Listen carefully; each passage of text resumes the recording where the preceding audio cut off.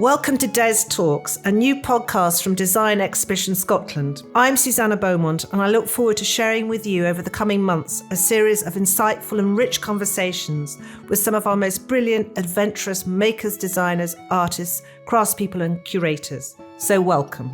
I'm delighted today to be joined by Stefanie Cheong, a designer and jeweller based in Glasgow's Briggate. Stefanie studied silversmithing and jewellery at Glasgow School of Art, graduating in 2013.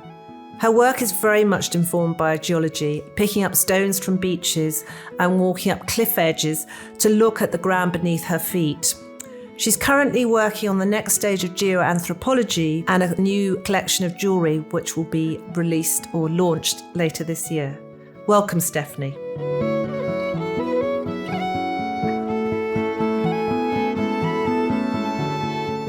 So wonderful to have you here. So big thank you to you, Stefanie. We're going to talk about your working life and hear about how it all began. But I first want to start by letting you know how I first met you. And I met you through a brilliant image that I found on your website. It's you panning for gold in a Scottish river. It's such a beautiful photograph, and it so encapsulates and epitomizes all that you are, an explorer, curious, maker, digging, delving, looking, working with the landscape. Where was that photograph taken? And is it important to you? Yeah, so that photograph was taken in about 2012, just as I was starting my final year at Glasgow School of Art. And it was taken in a river just north of Tyndrum, where I was finding out that you could pan for gold in Scotland. Yeah, so that was, I think, a really pivotal moment. But who took the photograph? Because it's black and white. It's you bent over in this river with a panning. So how did you come to be there? Did you hear that there was gold to be found there? Yeah, so I guess that sort of starts when I was embarking on trying to kind of figure out what my voice as a maker would be, and also trying to sort of push against the kind of norms in the jewellery industry. I guess I found out about the kind of detrimental effects that mining for gold and gemstones has on the environment and on people. And I really wanted to explore alternative materials and ways of sourcing those materials as well. So part of me then kind of looked to what we would have local. And then I discovered that you could find gold in Scotland. So optimistically, I went out with the pan with one of my friends, actually, at the very first week of my fourth year, to kind of try and discover the materials that would then help shape and inform my practice. And did you find any gold? A really tiny fleck, which I have in a little jar just on my bench. Oh, wonderful. Because I think that...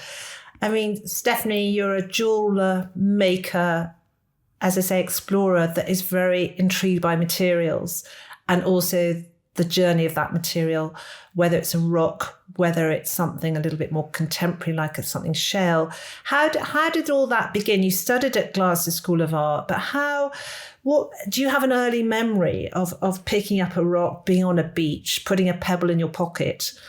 I really wish I could say yes, that I was like this budding explorer when I was a child. But actually, I grew up in the 80s in a small town and was surrounded by plastic toys. So it's really the opposite, which is quite interesting. But actually, the start of, looking at these sort of natural materials and material explorations kind of came about when I did an exchange in Japan, and we looked at using materials that were actually debris from the earthquake that was in 2010.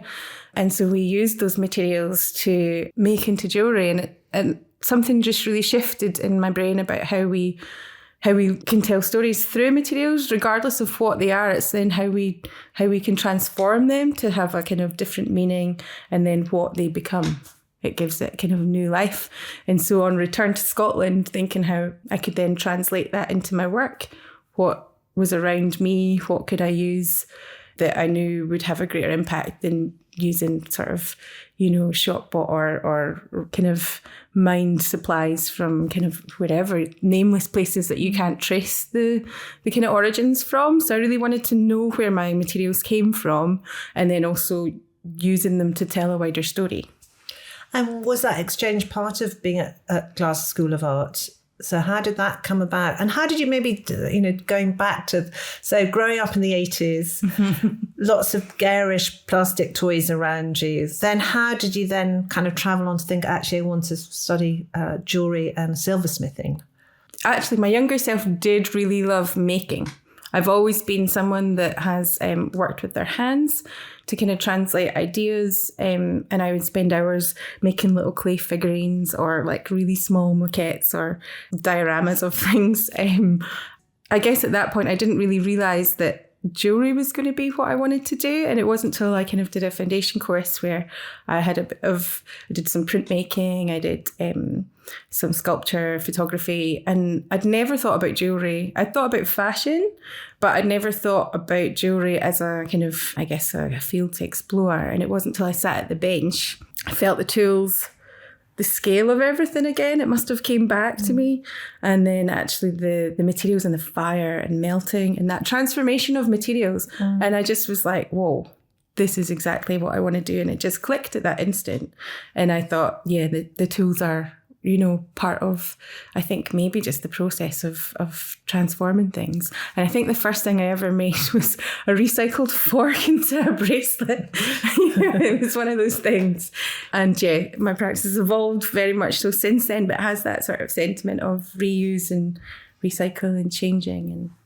But I always think that, and when I've looked at workbenches, because that's what you're talking about, those big chunks of wood, and I love the fact that there's a big curve for you to kind of put your body in. And I think that's what the bench and the tools, so I totally understand that. But there's something beautiful and elemental about the sitting on the wood and picking up a tool and working with a material that you, as you can say, you can manipulate and transform. So was that something you enjoyed and was kind of intrigued with from the start?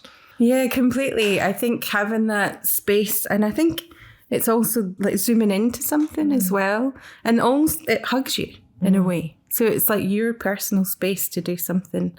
And I think just that focus was really great for me at that point. So the Japan, how long were you in Japan for?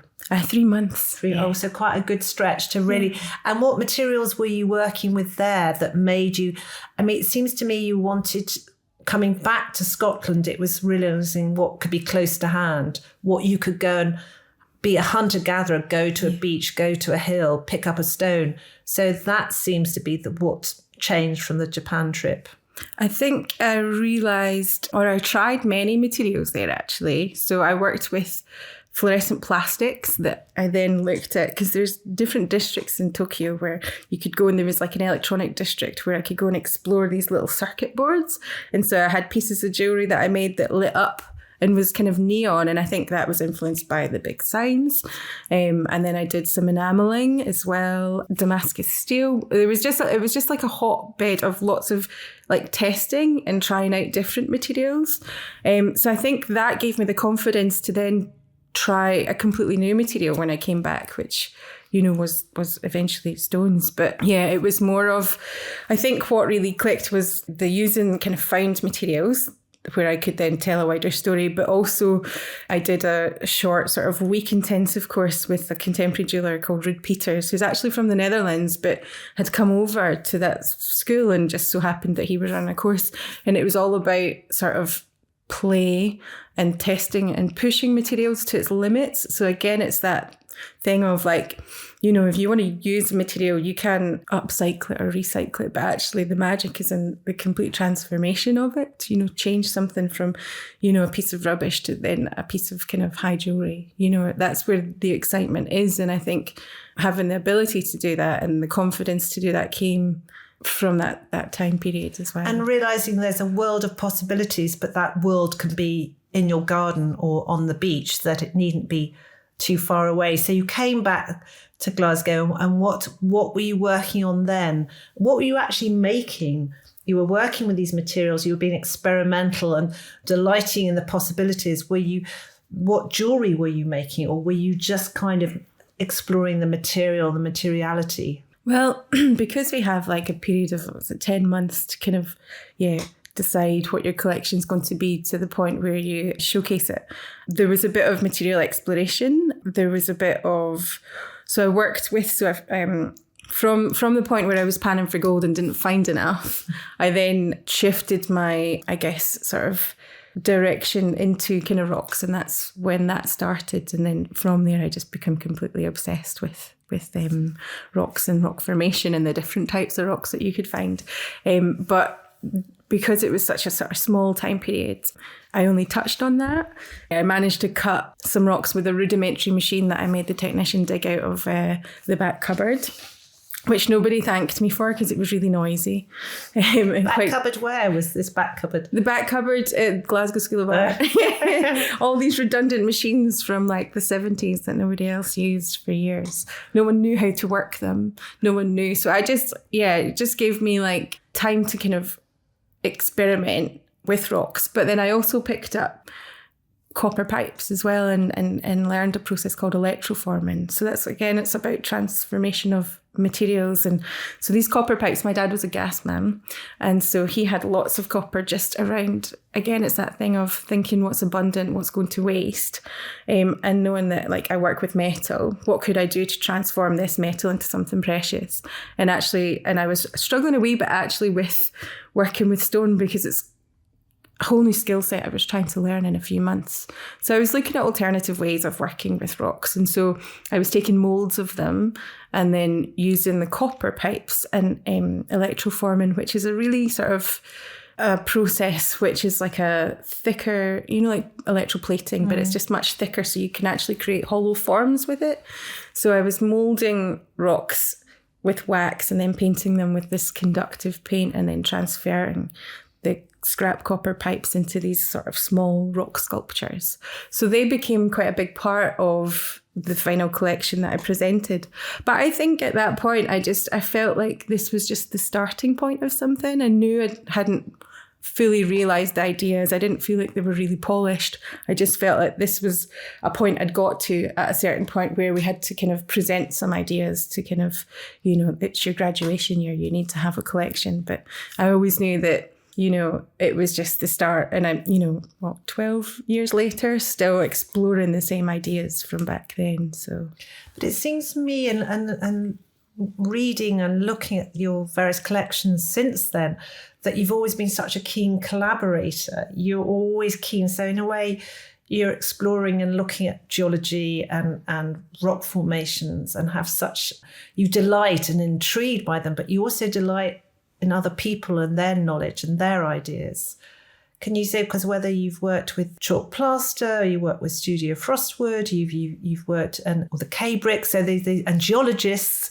So maybe that, and I find that really wonderful that you're keen to join forces with people that, as well, the practice of making can be so solitary, but you're always on the lookout for other kind of kindred spirits or just other spirits. any spirits. Yeah. Exactly. So I really love collaboration. I think for me it really pushes my way of thinking.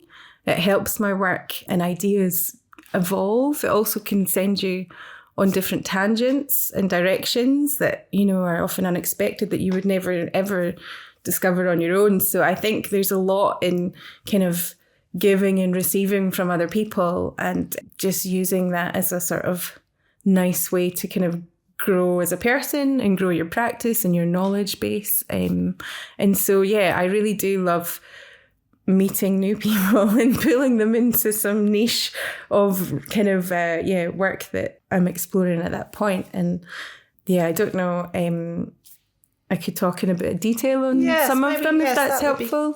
So I guess one of the pivotal collaborations I had was with a tie maker called Poon, and she is part of a design studio called Koth Studio, and they really sort of, her way of working is really beautiful, actually. So she's more of an ideas person, a designer, and often works with kind of local artisans in Thailand where she's based.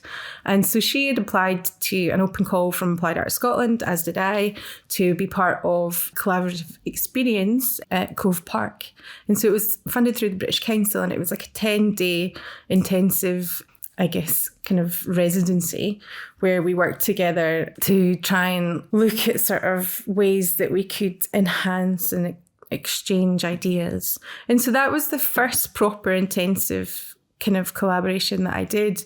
And what kind of we discovered, well, the themes as part of it were... Did you meet in person or was this online? Oh, yeah, sorry. Yeah, we met in person. So this was just pre-lockdown, February 2020. So like weeks before, the pandemic. And so she flew over from Thailand, and it was the middle of winter.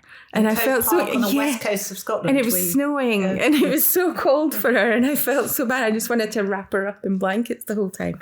But actually, we didn't stay there the whole time. We did a bit of exploring. We came to Edinburgh and we went to Glasgow, looking at museums and different kind of maker spaces and things too. But so she came over from Thailand, and we'd never met before that. So you were put together by Applied? Yeah, it was curated in that way. There was another 2 makers as well. There was a textile artist from Thailand, and then a textile weaver from Scotland as well that were there with us. So it was all about sort of sharing ideas and finding out about each other's cultural heritages and seeing where there was any kind of middle ground or space to think through ideas.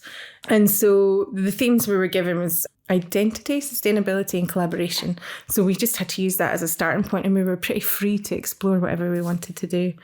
At that point in my practice, actually, I'd been making jewellery from rocks, found rocks, and I was evolving my skill set. And so from graduation to that point, which was maybe 7 years, it'd taken me to sort of work out, actually, this is how I cut a stone. These are the machines that I use. And it got a little bit more refined in the way that I could present the work, and I was gaining confidence because there wasn't a lot of people working with stone at that point, or I didn't know of anyone in Scotland that was kind of using it in that way. And so I was looking at kind of lapidary clubs and joining them and trying to see what kind of, again, about collaboration, learning from other people. But yeah, so at that point I was just working with found rocks from the environment and not really sort of able to sort of kind of conceptually speak through my work the way I wanted to. So there was part of me that was searching for like a new direction on how to take my work. So this is why this collaboration is really interesting. So when Poon came over, we spoke about the way that e-waste is often transported to other countries from like the UK to Thailand, for example. And then there's places where all these materials just end up in kind of rubble sites, and people sort of try and extract anything that's good value, like worth value, like the circuit boards have precious metals, but there's also so many parts that are left, like the plastics that are burnt and can be toxic. So, we wanted to look at how we could maybe translate that into idea. And then looking at my interest in rocks and rock cycles, we borrowed and mimicked some of the rock cycle processes. It obviously sped them up quite a lot, and then made these different types of rocks, or we looked at ways of making we called it plastic glomerate, and we did research on that and found out that there was these rocks that were found off the coast of Hawaii that they looked really beautiful actually, but it's melted plastic with bits of sand, gravel and stone mixed in together with it. And so although they were beautiful, they also told this sort of deeper, sadder story of, the toxic fumes that are given off of the plastic, but also, researchers were trying to work out if it was like, the volcanic activity that was heating them and melding them together. But actually it is human interaction with kind of beach bonfires, and then they were just getting left to kind of, yeah. And another photo, and again, I think the images just looking on your website was with a bashed up phone that was taken at Cove Park on the West Coast. So again, this kind of electronic waste.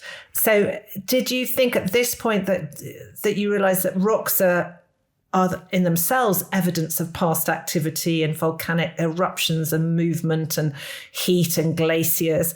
And then actually the e-waste around us is also evidence of what we're doing and how we live and what we're throwing away. So did that kind of link up to the I suppose the whole thing of that there's evidence of our lives around us, whether it's in a plastic agglomerate or whatever? Did that then you're linking over the centuries, over the millions and billions of years? Yeah, so I guess within that period of time, that's where I then discovered the terms plastic agglomerate, Anthropocene. What does that mean? You know, and then I started kind of thinking about human impact on the planet, and then, yeah, just sort of tracing that back. And that's probably where the starting point from geoanthropology came from, which is the latest project that I have. So maybe we can talk a little bit more about that. So that was clearly a big point, West Coast, from another country, another culture, of coming together and that kind of melding and provocation of ideas between you,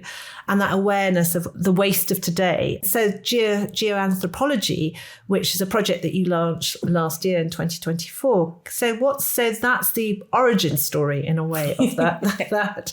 So maybe elaborate a little bit more on that work. Okay, so geoanthropology is more of a sort of research project, and it's based around ideas of geology being a really important factor in the way human culture and innovation has developed over time, because if it wasn't for a lot of the rocks and minerals that we have, these other things wouldn't have happened. And so what I wanted to do was look at the ways humans have evolved rocks, from looking at Stone Age flint right through to speculating what a future fossil may look like or may be, and all the in-betweens, which is quite a lot. But yeah, so the collection that I have right now has about 14 rocks in it, and I've just embarked on phase 2, where I'm looking at additional rocks to add to it. But I could go into detail on some of the other ones from the collection. So what I can remember, because we were working together actually last year when you were showed at Collect, which is a craft fair down at Somerset House in London with Craft Scotland. And there was this box of discs of stone, and you could, just about the size of I'd say what coin? Bigger than a 10p. a pound coin? About bigger than a pound. Well, we have 2 sizes. We have the smaller mini brooch, ones, and then the bigger ones. Yeah, more like a 50p, maybe the bigger ones. The bigger ones are slightly bigger than a 50p. They're just short of like 4 centimetres. Yeah. But they were these beautiful discs that you had in this presentation box. And there was something, and I was thinking about they were like planets, and you think of planets or the moon or the earth, and when you still kind of glimpse the moon on a moonlit night, and you can see the kind of colour and the kind of the sense of its volume. And I feel that by looking at those discs, you're kind of looking into time, and sometimes deep time, because some of them are, as you say, more recent, like a shale, or something from another collaboration with K-Brick. Maybe we can mention more about that. But they're these beautiful kind of like, timepieces that are almost memorials to the past as well. So did you just, by collecting the stone and then deciding to cut into a disc and then polish? So what's that process? You find your stone and then you cut it. I think I was more guided towards more of a marker of time. So marking like Stone Age time. So that when hunter-gatherers would use flint and kind of chip it into axe heads, or, you know, survival tools, ways of sort of hunting for their food. And I think just sort of the set kind of tries to work as a bit of a kind of conversation starter, because each of the discs fit into like a frame, like a brooch. And so you're pulled into that little world of wonder where you can then think about, you know, or question the process, or what is the idea behind this specimen. They all look a bit like geological specimens in a case. And, you know, the circular kind of sections mirror the way geologists collect a lot of their minerals. And so the idea was that you would be pulled into this small sample where you could then look at the details, and each kind of cross section is so different as well. And so from the flint, which was naturally formed like millions of years ago, to younger rock that is maybe 2-3 years old, that's just been formed from volcanoes in Iceland, that forms part of the set as well. So it's thinking about the way the earth moves, how slow it can be, but also, the volcanic or the latest volcanic eruption in Iceland kind of just shows you that actually the earth has more of a say than humans, if you know what I mean. So I thought that was like a sort of poetic marker to kind of like finish the set. But in between all that, there are really interesting pieces, like the Cabrick that you mentioned, who are a company based out in the Lothians. Lothians? West Lothians. East Lothians, sorry. Yeah. East Lothians. Who are working with construction waste and forming them into bricks that can be used for building. And they're actually so much more kind of carbon efficient than firing brand new bricks. I think the stats are it's 5% carbon that it takes up versus the 100% that an actual brick would too. But also they're solving an issue where there is a shortage of bricks in the UK, and they're having to ship bricks in from other countries. So actually, if we can use our waste materials, transform them into bricks and use them here, then they're solving lots of different kind of environmental issues in one go.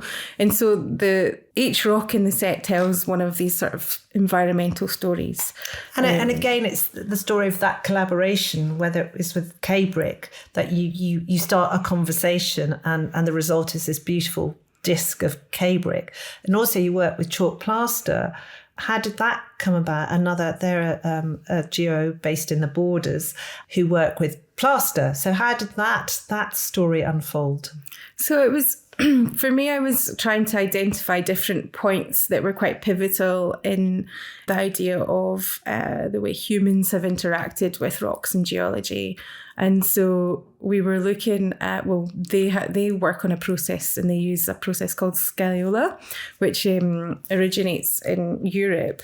But it's like imitation rock. But I mean, they still use rock because it's plaster-based, so it's gypsum, but it imitates things like marble. So in a lot of the kind of grand designs, if people couldn't afford to or ship in bits of huge pieces of marble for pillars, they would maybe use a process called scagliola. And so they did that. And so that was, I think, 16th century.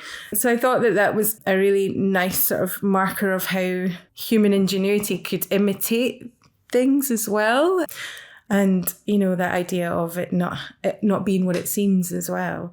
But they used a lot of my rock dust from my practice and turned it into these tiles of scagliola that I then cut and drilled into these pieces for the collection.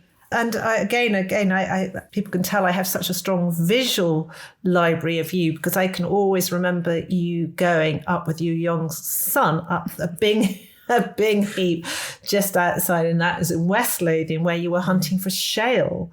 Yes. And these kind of mounds just by Edinburgh Airport, which are the kind of waste of coal mining, and they're these kind of stony, fast moving, kind of slippy, slidey kind of mounds of stone waste. Yes, you went there, did you not?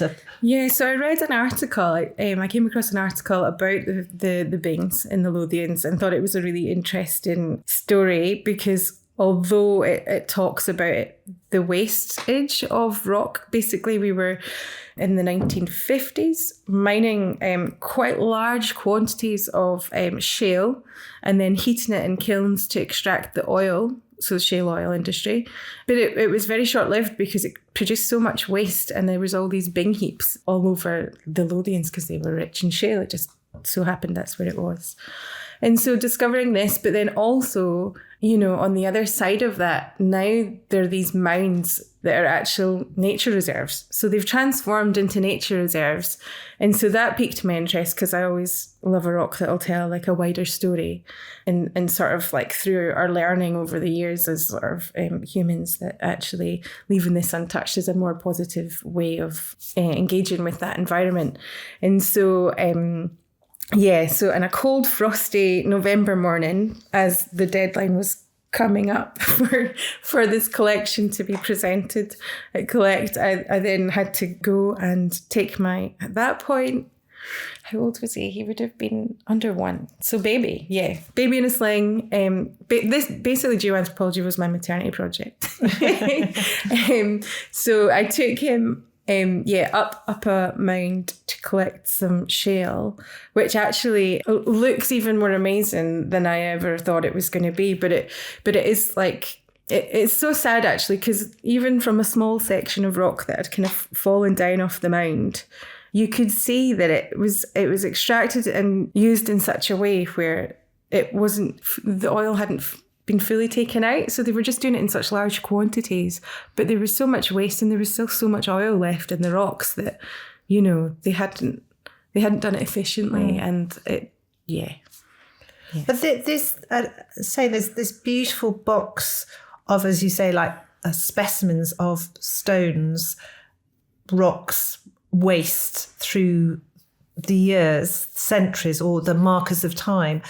And then you turn them into rings or brooches, and that process of where you can decide maybe one day you'll have a little bit of cave brick or a piece of shell, and another day you could choose. So how would somebody who wants to wear one of your rings, because again that seems to me there's the ability to choose and look, and that you interact with the work.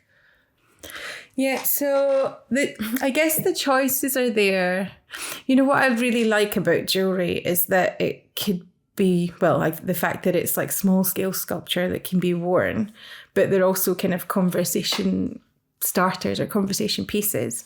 And I guess depending on, it depends on the individual, actually. It could be an aesthetic choice where they really like that colour or the pattern or the texture. It could be more of a kind of political choice. So depending on who the wearer is and what they want to say, they could be wearing a piece of, for example, in the set as well, there is core from the North Sea, and it's been drilled from a section off the south east coast of England. And I worked with a company called North Sea Core, who are diverting these cores that were originally drilled in the 1960s for the oil industry. They were looking for kind of oil enriched rock under the sea. So they're going down, and the piece that I collected from them for this project is from 9,051 foot below the seabed, so drilling right deep down in towards the Earth's core.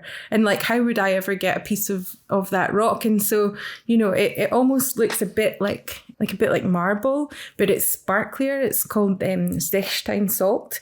And so when you wear it, I think my hope is that people would be intrigued to find out what it was, and then you can tell the wider story of where that came from. And that actually there's this small charity that are trying to divert things from landfill, and they're sending these different, core samples to different universities and research centres kind of worldwide. And that wouldn't happen without them. And I think, again, it's about the kind of storytelling and raising profile of what other people are doing with rocks in an interesting way. And do you think there is, maybe not political is maybe not the word, but something that wanting to alert the wearer or the observer to think about how we source them? This idea of you talk about sustainability and a sensitivity to the environment. Is that coming more pronounced in your thinking and your work, that things are finite and we have to respect and relish rather than throw away or discard? There seems to be that is very much about either retrieving things that have been thrown away or seen of little worth and giving them a status. Or do you know, I think it comes from being really influenced by this idea of being able to be in solidarity with something when I was studying, I was seeing a show down in London called Disobedient Objects. I came across the term craftivism and this idea of making things that could be in solidarity with other causes. Let's say it could be, recently if you wear a brooch or a badge with kind of the Palestine flag, you're fighting for that cause. But, for me, my interests and niches are about the environment. And I think I'm just trying to work out ways to translate that into my practice, into my work. I think I'm building confidence. I think with trying to be more political and outspoken, but they're kind of, I see them as sort of more gentle actions or gentle ways of approaching these subjects, or more subtle ways where the wearer can pass that story on, or if people view my work in a gallery or a museum, that they'll take that from it. And I guess with jewellery, it's a very kind of personal item. And actually what I was interested in recently as well with yourself, Susanna, when we worked on the bench project, it was a collaboration with myself and an architect. So we made a bench together where I had to scale up and he scaled down, but making a piece that wasn't wearable, but it was in the public realm was quite interesting because a lot more people could encounter that. And again, it had the same themes as what this project had, where it looks at this idea of deep time. And we used a piece of sandstone. And so the context of this was we were on the island of Bute and we were working with yourselves on a project. Yeah, maybe you should say it was called Sitting Pretty. Yes. And we designed Exhibition Scotland. We did a call out to design various benches for Mount Stuart on the Isle of Bute. Mount Stuart is a historic house, and there was a wonderful vast stretches of landscape. And you and Dress for the Weather, an architectural practice in Glasgow, again, evidence of your spirit of collaboration, collaborated on a proposal, which was one of the 4 to be selected. And I love what you're saying about Andy having to kind of scale down because he's used to building houses, and you had to inflate upwards because you were used to making something that sit on your finger opposed to something you can sit yourself on.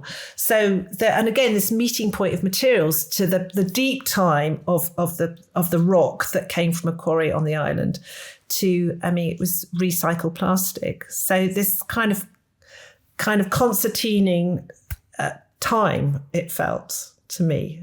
Yeah, well, the main part of the bench was the sandstone part. And so Andy and I, we've always sort of watched each other's practices evolve over the years, but never found the right opportunity to collaborate. And when the open call came up, Andy was like, right, okay. Nudge. Yeah, let's try and figure something out. And it came really easily, actually. And so, we used my knowledge of working with stone. And then Andy was just super practical in the whole project. And so we worked really well together and to produce this large sort of scale piece, large scale for me, tiny for him. But this bench piece that had sandstone that was reclaimed from an old church that had been taken down on the island on Bute. And then we used post-consumer plastic waste for the top part, which, again, a bench with a plastic top on it, people could walk past it and not really sort of, understand the context. But if you sat on it and you could kind of question why would they put this on top of the rock? And, once they kind of delve deeper into the story, could then think about, the impact that I guess humans are having on the planet now. So it was again, a really nice opportunity to collaborate and then be pushed out my comfort zone to then create something a bit bigger, a bit more accessible to more people. And they're still there. What's wonderful, they're now sited outside the education room at Mount Stuart. So lots of folk can sit on them. And again, I always like the fact that stone to sit on can be cold, but this little bit of plastic is a much warmer spot for your bottom. But it is because the story about, coming from a demolished church, but then I think the rock around 400 million. It's time we can't even grasp. No, you can't. But you can sit on it, and I think again this complexities of time. It's often an artist or a designer that can invite you in and ponder the enormity of time in a way that maybe reading in a text would be too kind of overwhelming. And how now are your projects evolving?